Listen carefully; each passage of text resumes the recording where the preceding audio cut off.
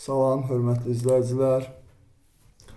Azərbaycan dilindən kolleclərə qəbul imtahanında istifadə olunmuş Həmidə xanım Cavanşir mətninin izahına baxaq. Qeyd edim ki, bu video çəkiliş onun üçün hazırlanıb ki, növbəti ildə buraxılış imtahanına hazırlaşan şagirdlər bundan faydalana bilsin. Yəni, mətnin işləmə qaydalarını, həmçinin mətn suallarını, mətndə əsas nələrə diqqət yetirmək lazımdır. Yəni, bu məsələləri mətni izah etdikcə bir-bir başa salacam. Diqqətli olun. İlk öncə mətni oxumalıyıq. Ondan sonra suallara baxaraq mətn suallarını həll etməliyik. Mətnimiz Həmidə xanım Cavanşir. Yəni, bildiyimiz kimi, həm 9, həm də 11-ci sinifdə buraxılış imtahanlarında 2 mətn olur. Və 10 ədəd də qrammatika sualı. Yəni, əsas bal mətndən gəlir, 75 bal, 25 bal isə qrammatika suallarından.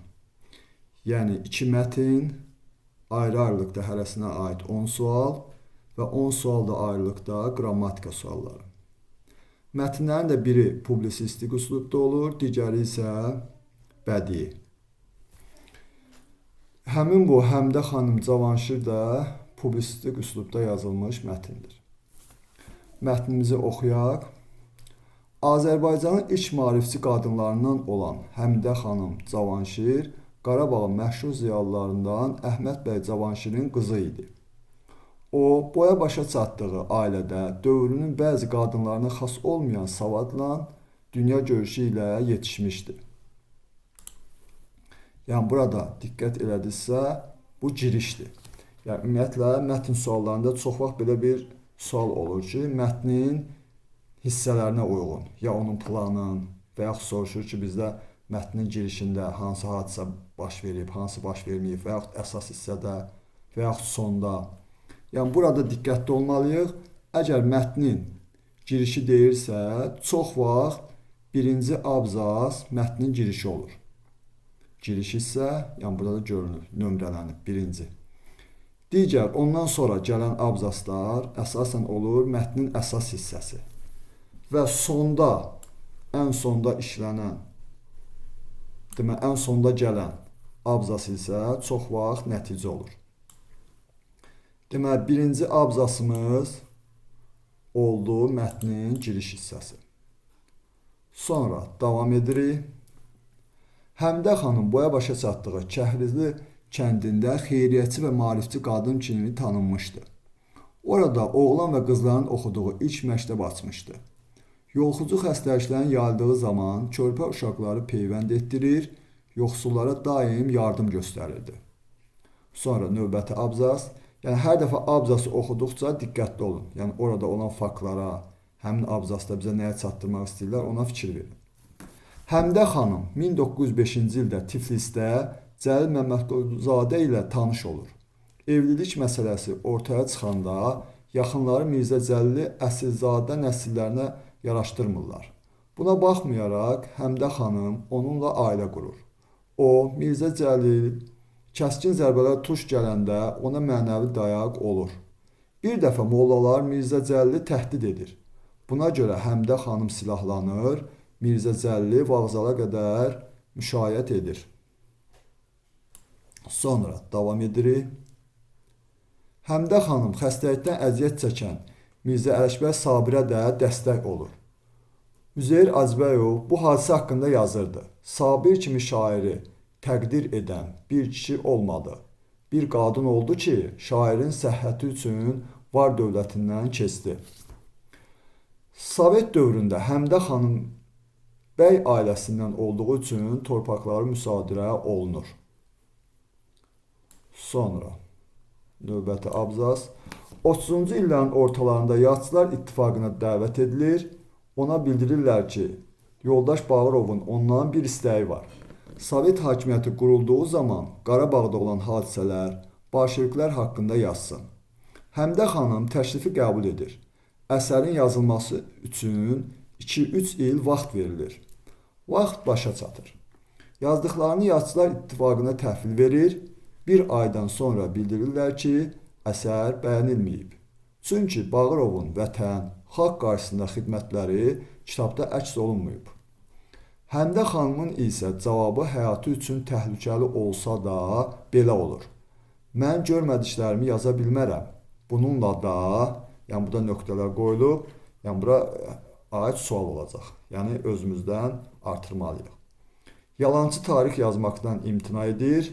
Kitabda əsasən Həmdə xanımın ömürgün yoldaşı Cəlil Məmmədquluzadənin həyatı, yaradıcılığı öz əksini tapmışdı.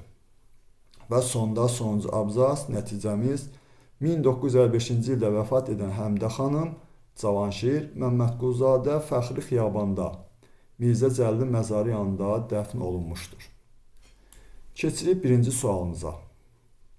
Mətnlə bağlı doğru hökmləri müəyyən edin. Yəni, mətnimizdə işlənən doğru fikirlərə, doğru hökmlərə baxmalıyıq. 1. Həmdə xanım Sovet rejiminin iç üzünü açan əsər yazıb. Yəni, biz burada oxuyanda gördük ki, Həmdə xanımın ümumiyyətlə əsəri haqqında burada danışılmadı. Həmçinin Sovet dövrünə aid əsər yazması haqqında məlumat yox idi. Yəni, burada abzaslarda da gördük ki, yəni o ziyalı ailəsinə idi, əsasən xeyriyyətçiliyi ilə tanınmışdı, dövrünün qadınlarından belə deyək, seçilirdi. Həmçinin həyat yoldaşına Mirzə Cəlilə dəstək olmuşdu, Sabirə dəstək olmuşdu. Yəni bu xüsusiyyətlər haqqında danışılırdı.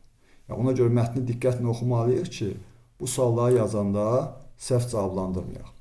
Yəni birincini götürə bilmərik. Yəni burada Həmdə xanımın Sovet rejiminin üç yüzünü açan əsər yazıb. Bu yoxdur. Sonra ikinci. Həmdə xanım öz dövrünün qadınlarından fərqli dünya görüşünə malik olub. Bəli. Bu fikir mətndə var idi. Həmdə xanım öz dövrünün qadınlarından seçilirdi. Yəni diqqət etdinizsə bu girişdə idi. Girişə baxırıq. Bax burada. O boya başa çatdığı deməli ailədə dövrünün bəzi qadınlarına xas olmayan savadla, dünya görüşü ilə yetişmişdi. Burada cavabımız yerləşir. Sonra, deməli bu doğru fikirdir. Yəni bunu götürə bilərik. Sonra, Sovet dövründə həqiqəti söyləmək insan həyatı üçün təhlükə yaradıb. Sovet dövründə həqiqəti söyləmək insan həyatı üçün təhlükə yaradıb. Həmin bu fikirdə yenə diqqət etdinizsə, deməli, baxırıq burada, deməli, bir aydan sonra bildirirlər ki, əsər bəyənilməyib, çünki Bağırovun vətən xalq qarşısında xidmətləri kitabda əks olunmayıb. Həmdə xanımın isə cavabı həyatı üçün təhlükəli olsa da, bax görürsünüz burada qeyd olunub. Həyatı üçün təhlükəli olsa da belə olur. Yəni o dövrdə, Sovet dövründə, yəni hər sözü demək olmurdu. Senzura var idi. Yəni ciddi rejim idi. Ona görə də bu cavabı götürürük. Yəni Sovet dövründə həqiqət söyləmək insan həyatı üçün təhlükə yaradıb. Yəni bilirsiniz də Sovet dövründə Azərbaycanın görkəmli ziyalıların, şairlərin, ictimai xadimlərin repressiya ediblər. Yəni repressiya qurbanları olub. Yəni ona görə də bu fikir doğrudur. Amma bu dediyim məlumat mətndə yoxdur, yəni ümumən qeyd edirəm. Amma mətn suallarımızda ümumiyyətlə qayda belədir ki, ola bilər ki, biz hər hansısa məlumatı mətndən kənarda bilirik. Əgər o mətndə verilməyibsə, biz onu götürə bilmərik. Hətta doğru olsa belə. Yəni, mətn suallarımızda əsas qaydamız sırf mətndə olmalıdır. Yəni, verilən fikir, əgər mətndən istəyirsə, mətndə olmalıdır və yaxud olmayan fikri istəyirsə, yenə mətndə olmamalıdır. Sonra, davam edək, digər bəndlərə baxaq. Deməli, Həmdə xanımın ailəsi onun Mirzə Cəlillə evlilik qərarına müsbət yanaşır. Yox, bu mətndə gördünüz ki, orada ailəsi müsbət yanaşmır. Yəni, ailəsi bu fikrə müsbət